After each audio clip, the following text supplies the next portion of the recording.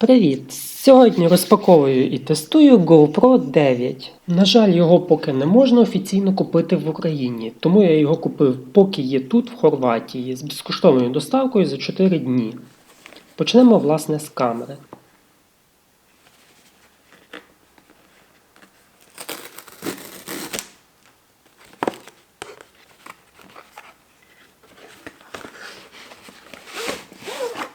Всередині є непоганий кейс.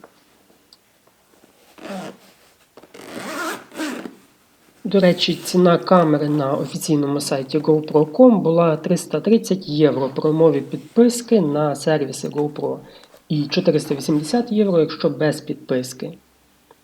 Сама підписка коштує 50 євро. Але зараз ціни, схоже, зросли. Тут є кабель USB Type-C для комп'ютера, кріплення на шолом, батарея одна.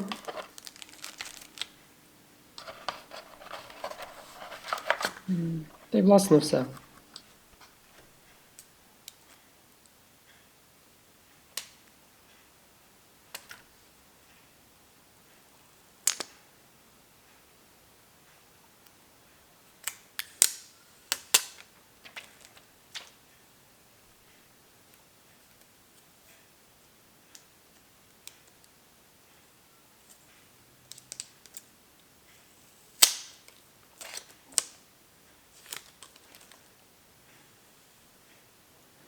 Штатив шорті коштував 28 євро.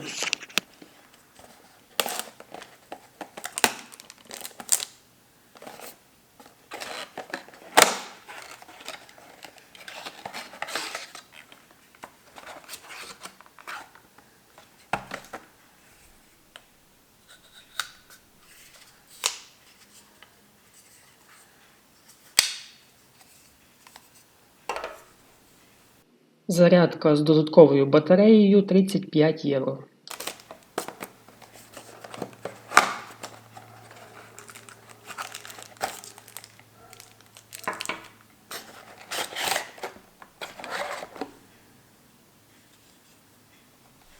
Якщо порівняти зі старим GoPro 3, який у мене був, то нова камера трошки більша і важча. Але тепер вона є водозахищеною і має два екрани.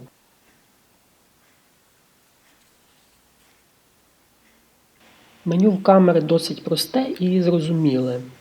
Можна вибрати і модифікувати різні режими зйомки або створити свій. Тут вибирається ширина кута зйомки від вузького до суперширокого.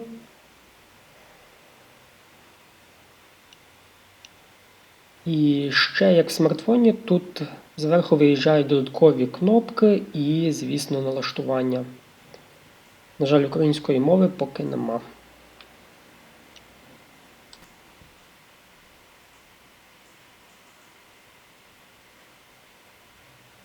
Обидва екрани досить чіткі і якісні. Далі потестуємо власне відео і звук.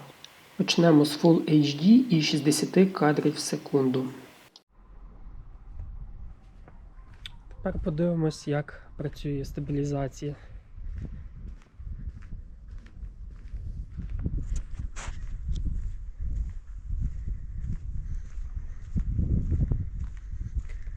Судячи з маленького екранчика, досить непогано.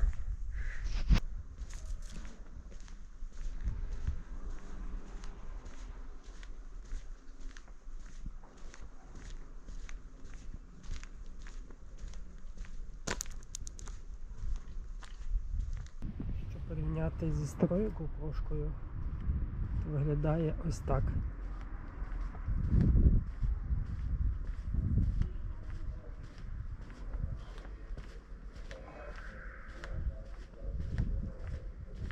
Тепер знімаю на супер широкий кут, на витягнутій руці просто.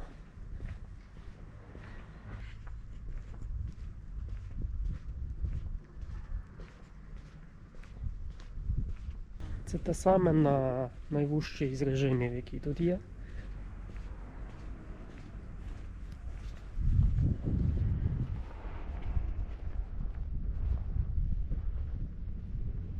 Є тут кінематографічний режим 4К, 30 кадрів в секунду.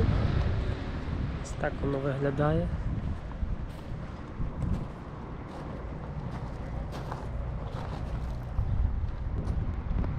Є і 5К, але його зараз не буде помітно. А тепер підводна зйомка.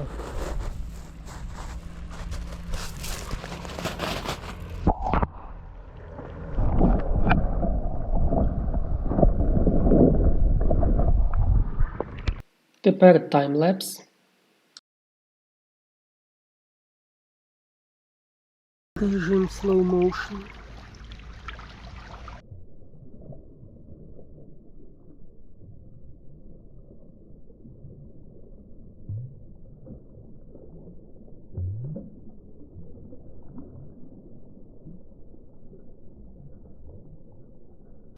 І фото. Загалом вдень якість дуже хороша.